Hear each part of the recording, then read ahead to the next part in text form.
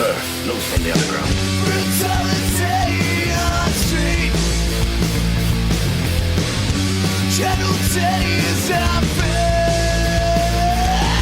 Hello and welcome to The Underground. This is the podcast where we talk about the world and how crazy and weird and messed up it is. I'm your host, Duncan Michael McPherson, and today on the podcast what I want to talk about is freedom of religion in Canada. So I want to talk about the Canadian Charter of Rights and Freedoms, which is our constitution. And I want to explore if the COVID restrictions actually restrict our freedom of religion in Canada, specifically the way they're applied in Ontario. So let's get into it. First of all, what I want to do is I want to read from the charter, which I have here. And the first thing that it says is that our freedoms can be limited. So the Canadian Charter of Rights and Freedoms guarantees the rights and freedoms set out in it, subject only to such reasonable limits prescribed by law as can be demonstrably justified in a free and democratic society. So some reasonable limits to, say, free speech would be like inciting violence, right? You say, okay, we should all go kill, Joe next door. That's not protected under freedom of speech. So there's limits on how we can do this. Okay, so today I specifically want to look at the freedom of religion, though, and this has three different principles.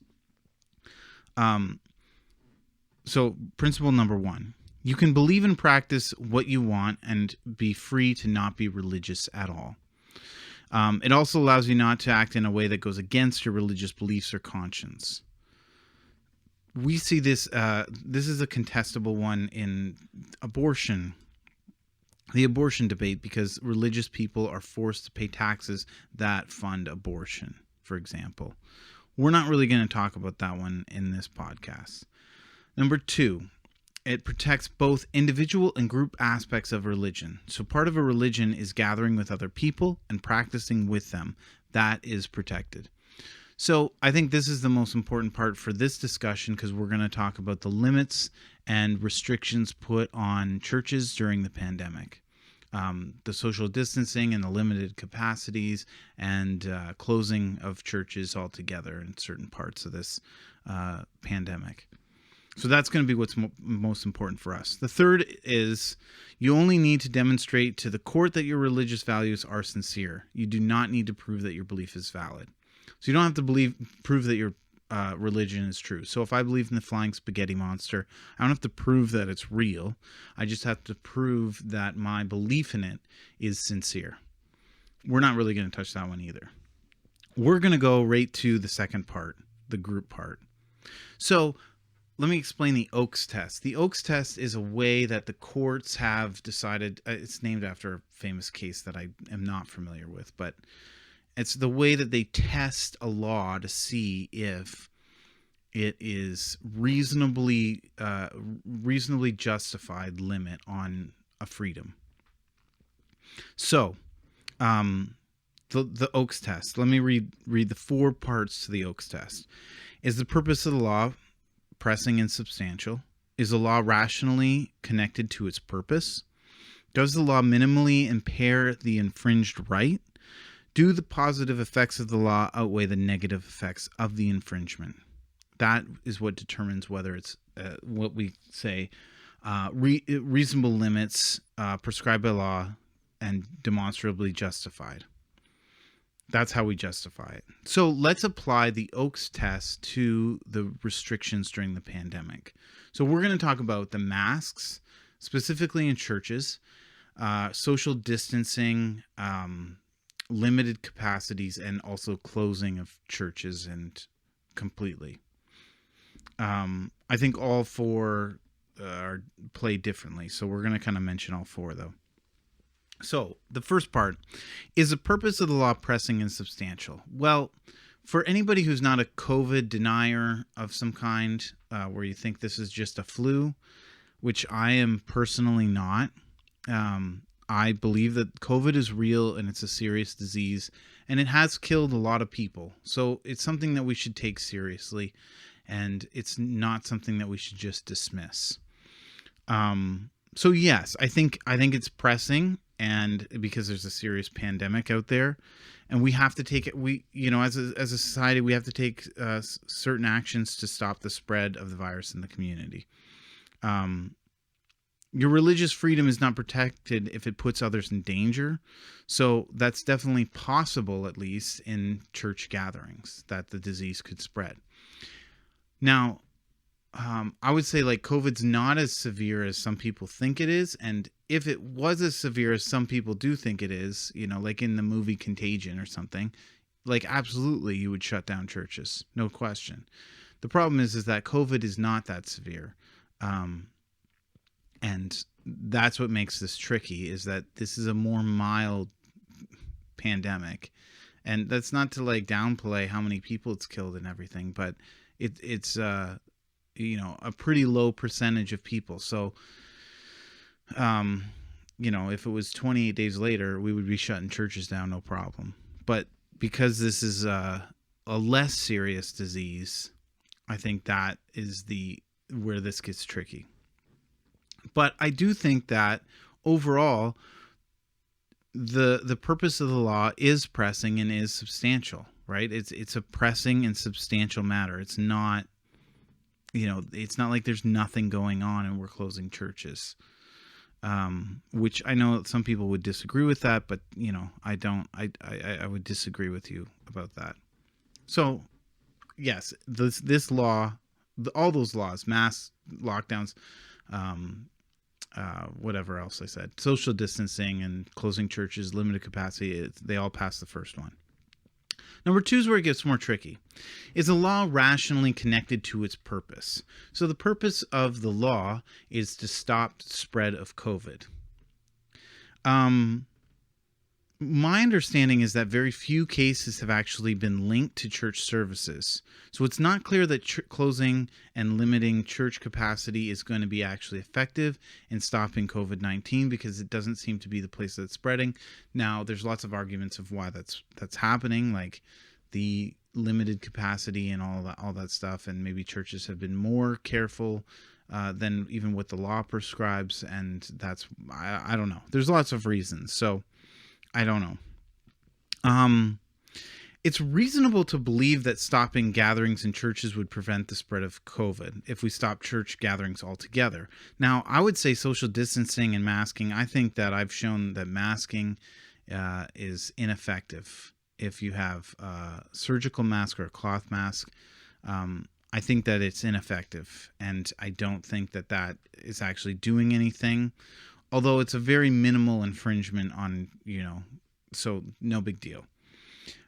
Social distancing, I also like being 6 feet away from somebody instead of 3 feet away from somebody. I don't believe is going to stop COVID. So I think that's a little silly. Which brings me to this limited capacity, right? So when we're limiting capacities, it's so that we can social distance within the church. I don't think limited capacities actually help much. I mean, if you're all over everyone, if you're on top of people, like sometimes you go to Costco and you're like way too close to people, I could see it working. But in church, like unless your church is like packed full on Easter Sunday, I don't think that actually is very effective. And I think like when we're talking about 15% capacity, it's ridiculous. It's like one pew for every parishioner that's in the church. Probably less than that. There's probably a pew, an open pew, and then another person in the third pew. That's insane. That's insane. I don't think that's necessary, I guess is what I'm trying to say. So I don't think that they are very effective. So closing churches may be the only option in really stopping the virus, at the spread, at least in churches. But again, I don't think that that's actually going to be it's going to effectively stop the virus spreading inside churches, but the virus is still going to spread. And so I think that's part of my argument would be, the virus is going to spread no matter what we do. We have to go outside. We have to get groceries. We have to eat. We have to live. our lives. A lot of people still have to go to work. So if you're going to close down churches, you do have to close down everything. And since we can't close down, grocery stores and things like that, pharmacies, then I don't see a fair way of distributing the law. And I want to come back to the fair distribution, because I think that's going to be what makes or breaks this. Okay. So the question does remain, though, does closing church services help to curb the overall numbers of COVID cases? I don't think that closing churches is actually going to affect much, unless we close everything along with it, which, as I said, we can't. Another thing is, even when our numbers were very low for COVID, like July and August, the numbers in Ontario at least were very low. Probably because people were getting more vitamin D outside and spending more time outside, but don't say that. Church gatherings were still extremely limited at 30% capacity, even when the spread was at its very lowest. And I think part of the problem is that this idea that we can get to a zero COVID, like that's a goal. That's the goal, is zero COVID cases, which is an unrealistic goal as far as I'm concerned. And anyway, so much smaller restaurants were allowed to have 50 people indoors. So that's what I want to get back to with this new reopening plan that Doug Ford has put out, because I think that's what makes this so unfair. When a small restaurant can have 50 people indoors and a giant church can have, 30% capacity, there's a disproportionate use of the law to oppress churches more than it's hurting other businesses, which is, I think, unjust and unjustifiable. So number 3 of the Oakes test. I'll get back to that in a second. Number 3, does the law minimally impair the infringed right? Well, it would seem that gathering would be a minimal infringement. We're still allowed to believe in whatever religion we want. We're still allowed to change our religion. However, if you're Catholic, you believe that the communion bread, the Eucharist, is the true presence of Christ, and you're putting that into your body. And some people do that every single day. That's a pretty important part of being a Catholic. And so, like for other Christians that believe it's just a symbol, maybe that's a little bit different, but that's an essential part of being Catholic. It's the source and summit of the Catholic faith. So it is a pretty big infringement, I would say.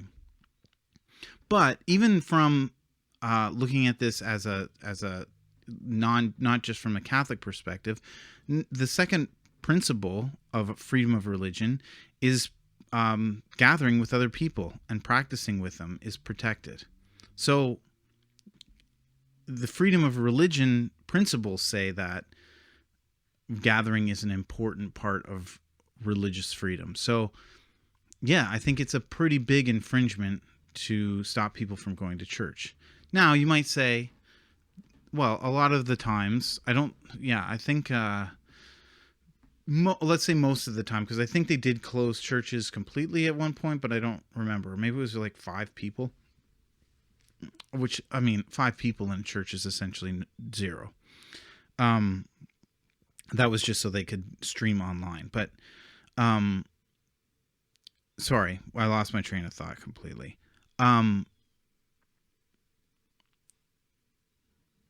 So anyway, some people have not been able to go to church for over a year now. And, like for people that show up at the last minute or whatever, don't think ahead to book their spot like me. They're not attending church, and, people with a lot of kids going to church show up late and don't get a seat.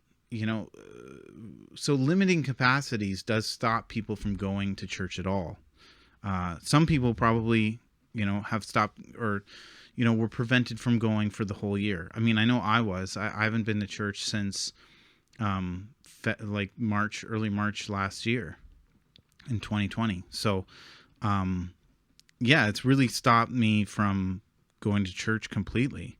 And I know that I could have gone, but like I said, I don't think of it the night before to book a spot. And some people are going to miss church completely. There's no question, right? And so if all those spots keep filling up because those keeners are taking them, there's some people that are going to miss out on church entirely, and I think that's a pretty big infringement. So does the law minimally impair the infringed right? No, it's not minimal, I don't think. Number 4, do the positive effects of the law outweigh the negative effects of the infringement?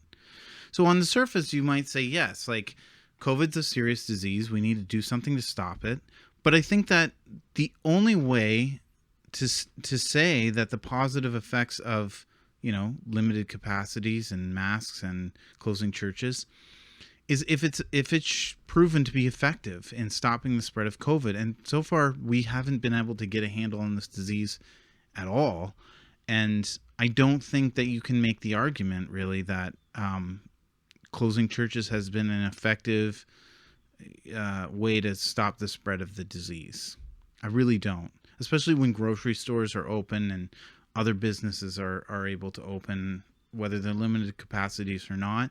The disease still spreads. If people are going to work, if everybody was doing absolutely nothing, right? Nobody was going to work. Everybody had to work from home. I don't know how you would do it, but like if that's the way it was, then I could see you saying, okay, yeah, like we're doing it fairly to everybody, which is my next point, but it's also going to be more effective than, leaving Costco open and closing a church. I don't think there's an effectiveness that doesn't work, right? With a community spread like this. The virus is still spreading in the community. It's just not happening in churches if they're closed. That doesn't make it, that doesn't make it effective, I don't think. Or that doesn't make the positive effects outweigh the negative effects, if that makes sense. So the thing I want to talk about is the Reopening Act, the new one. And this goes back to what I was saying about what happened in the summer. I think that, so step 2 of this process is that 70% of adults have 1 dose of the vaccine, 20% are fully vaccinated. I have my own problems with basing the reopening plan on vaccinations. I think that's insane, but I'll obviously I think that's insane. It should be on cases and deaths and things that we can actually measure. Yeah. Anyway, so here's some of the things that are going to be allowed in step 2. And I'm using step 2 on purpose because I don't think, yeah. I don't understand the step 1. Outdoor religious service, rites and ceremonies with capacity limited to permit physical distancing of 2 meters. I don't even understand there's no limit on the number of people you can have if you're outdoors. I don't understand. That doesn't seem right. So anyway, I'm going to go to step 2 where it says, so larger outdoor gatherings for up to 25 people is going to be in step 2, which I don't think is big enough, but I disagree with a lot of this stuff. Small indoor gatherings for up to 5 people. Basically what we're doing, oh no, I guess we're not allowed to do 5 people outside right now. I forget. Anyway, ridiculous. Not big, not enough. This is so bad. So let me get to the retail stuff. Essential retail at 50% capacity, non-essential retail capacity at 25%. And then I skip down to religious. Where did the religious? Oh, they changed it. They took religious institutions off of this.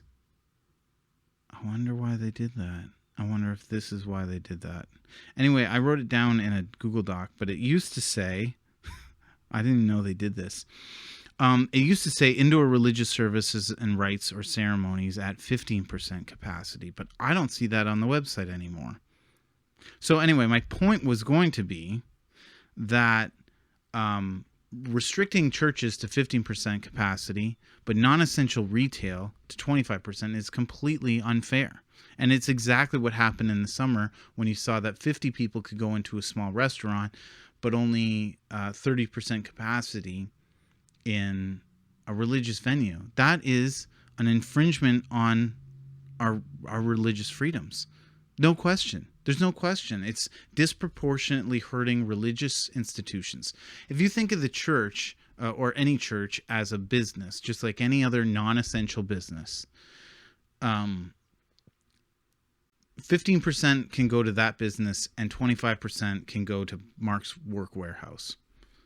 That doesn't make any sense. That's so wrong. And maybe that's why they took it off this, because I don't... Step 2... Oh, no, it's still on there. I just had to scroll further down. There's a longer list, slightly longer, so it's really confusing. Indoor religious services are 15%. That's religious discrimination, is what it is at the end of the day. I don't even think there's an argument for it. How can you have 15% for one thing and 25% for other things? They're both considered non-essential. I don't understand how that can not be religious discrimination. So I think on those grounds, we could say that religious freedoms are being unjustly limited. And, I was looking up other religious cases of religious freedom, and there's the Bill 21 in Quebec about limiting, or not limiting. This is completely unrelated, but it was about not wearing any religious symbols. So a hijab, a yarmulke, I think is what it's called. There's a kippah, I think is the proper name for it, for Jewish men. And even like large crosses or crucifix or things like that were being limited were being outlawed in Quebec.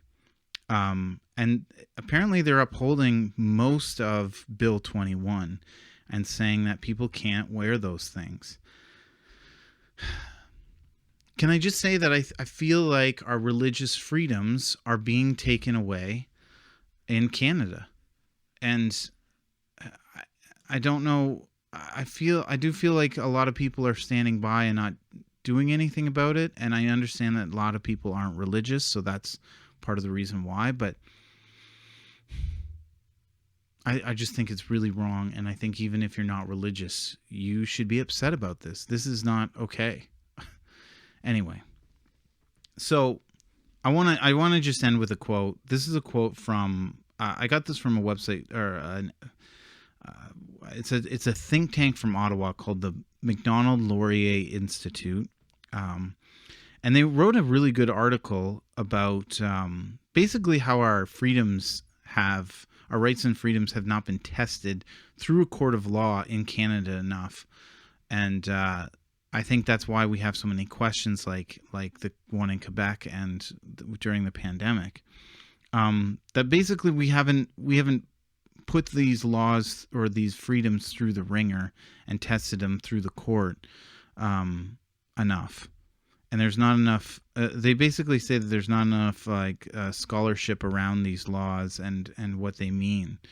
And we see this with the protests of COVID and the lockdowns. People are getting arrested for that, but people aren't getting arrested for protesting the war between Israel and Palestine, or the Black Lives Matter protests that happened a year ago. So there's a disproportionate infringement on rights and freedoms.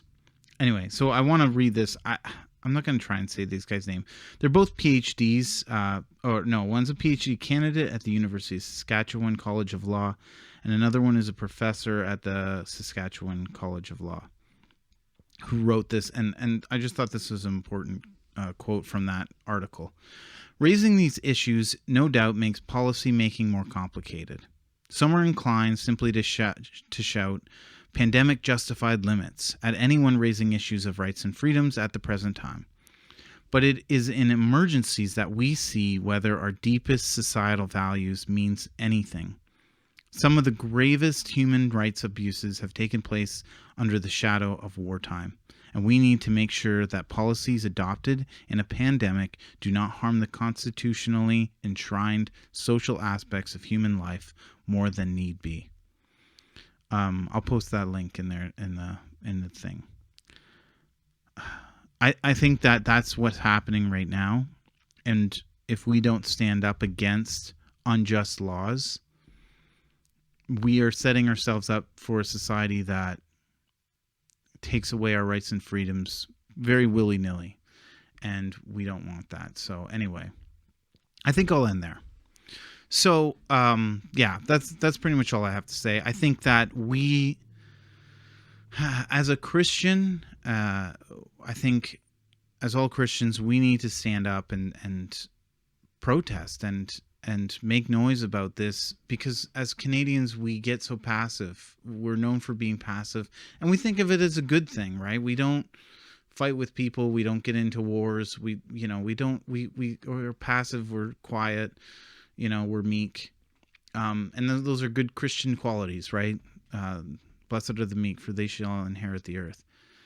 But I think it's time. The time has come to make some noise. So let's make some noise. Please make some noise, and let's get out of this lockdown sooner than whatever Doug Ford thinks we should, because I think it's time to get back to life as normal, like the States is, and even other provinces are. So thank you for listening to the podcast. This is The Underground, the podcast where we talk about the world and how crazy, weird, and messed up it is.